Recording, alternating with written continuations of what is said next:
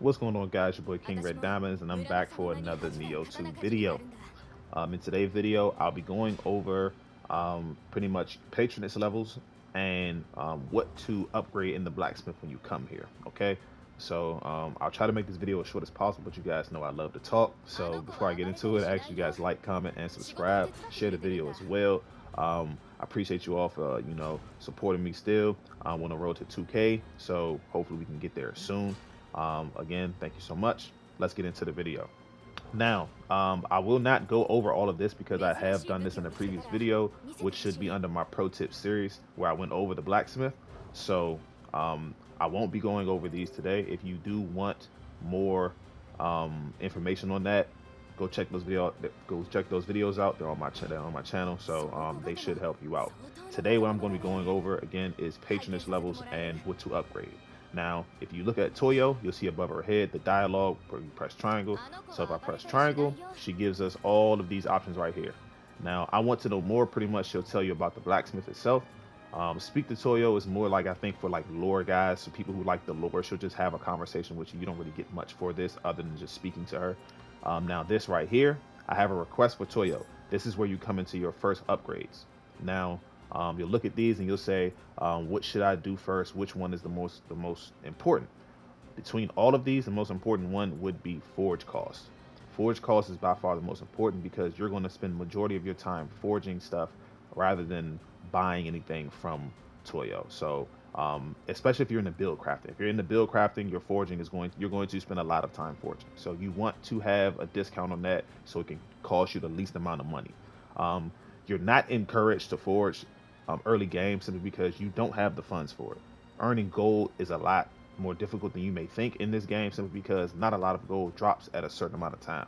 You don't really accumulate a lot of gold unless you play the game a lot. So forging early game is not recommended, but you do want to get your forge cost discount up as soon as possible. Now you're looking at the top and you're like, okay, I see patronage levels above that.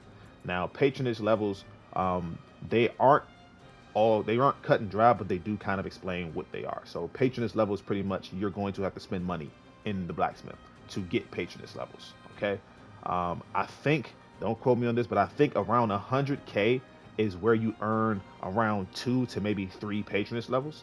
So you're going to have to spend a lot of money in the blacksmith to earn patronage levels to upgrade um, all of these discounts and stuff. Okay, so I recommend, and in all of my videos, I usually recommend not going to the blacksmith until you've already beaten Dream of the Samurai, which is the beginning difficulty of the game. So once you've beaten Dream of the Samurai and you go on to New Game Plus, which is Dream of the Strong, that's when you can start coming into the blacksmith and start, looking at stuff and trying to forge stuff and all that. Because around that time, you're starting to get higher level gear. But again, even then, I wouldn't recommend coming here because at that point in the game, you're still not build crafting. Build crafting doesn't really start to pick up until you hit Dream of the Demon, which is the next difficulty after Dream of the Strong.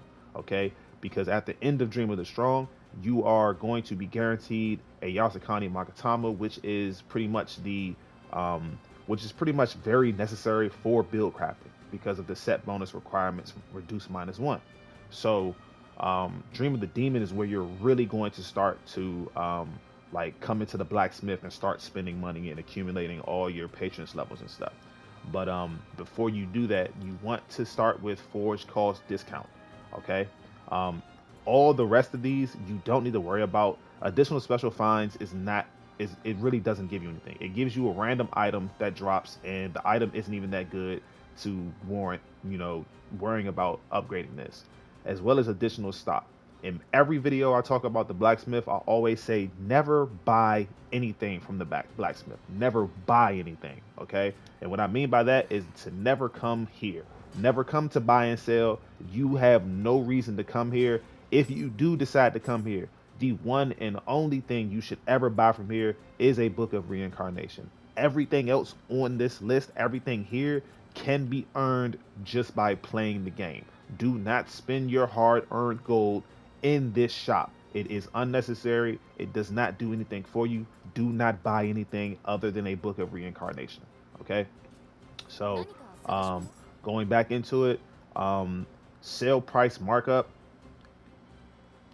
it, it pretty much like it decreases the prices of stuff on sale. Again, you're not buying anything, so it's no point in you spending your money on you spending your patronage levels on this. Next, purchase price discount. Again, you're not buying anything. Okay, um, so you don't need to worry about going into the shop and buying stuff. All right. Next, again, forge costs. You want to upgrade this as soon as possible, get this maxed out, and then you can worry about other stuff. All right.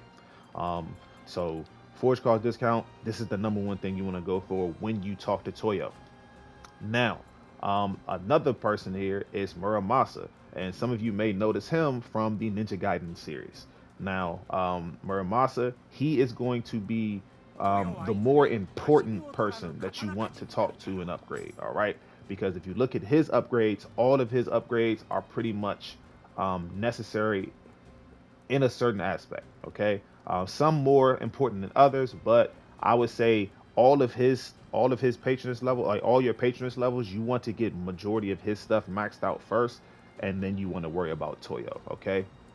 Now, with his patronage levels, this is more so for the later game, simply because when you're in early game, you're not going to be worried about plus values. You're not going to be worried about weapon levels, and you're not going to be worried about soul matching, tempering, refashioning, or disassembling anything really. Well, disassemble you can worry about, but everything else you're not doing. Not early game because you don't even have enough money to do so. I know in early game, I tried to when I was back when the game first started. I tried to soul match some gear together to increase the rarity of it, and just soul matching purple gear was like 80,000 gold. Now early game, you're not gonna have 80,000 gold until you're like halfway through. Even then you might not even have 80,000 gold. So um, definitely you're not going to be doing most of this stuff early game. This is more so for the later game. Now, if I was to come here and I tell you what to upgrade first, the first thing I would possibly upgrade first is temper cost. Simply because tempering is going to be something you're going to do a lot, especially when you're build crafting. Tempering costs a lot of money. It costs a lot of money, and not because of how expensive it is, but because of how much you're going to be doing it. Simply because when you temper something, you get a set amount of special effects that you can temper onto your weapon, and then once you select that special effect, then it will shuffle to another special effect. So I can give you an example if you don't understand majority what I mean. So right now, as you can see on here, I have block critical on my weapon, right? And then you check the right side of the screen, you see all the special effects that I can roll in that slot, right? So if I decide I want to change that to say active skill key consumption, right? I use my Umber sight. As you can see, the tempering cost is 17,000 because I have it discounted. That's why the cost is so low. I'll change it. Now that it's changed, I have an entirely new selection of special effects that I can now roll into that slot. But say that this special effect isn't what I want on my weapon. Now I have to keep going back into this and keep on re-rolling it until I get the special effect that I want. Okay, so say I want attack bonus heart on this weapon, right? So now I have to keep on selecting certain things until I see attack bonus heart. And as you can see, the more money I'm using, the more patronage I'm actually, gaining as I use more money, right? But again, like I said, it becomes very costly because remember, I need attack bonus heart, but I don't see it. So now I'm using a lot of money, I'm using a lot of materials, and, and I'm not getting what I want. So it's very, very costly. This is why I said in the early game, you do not want to temper because you're going to use a lot of money and a lot of materials. So as you can see, I'm not getting what I want, but it's also because it does conflict with this. So I'm just using an example. I'm not really trying to roll it, but just re-rolling a weapon is going to be costly. That's the main point of what I was getting to. So re-rolling that weapon is going to be costly.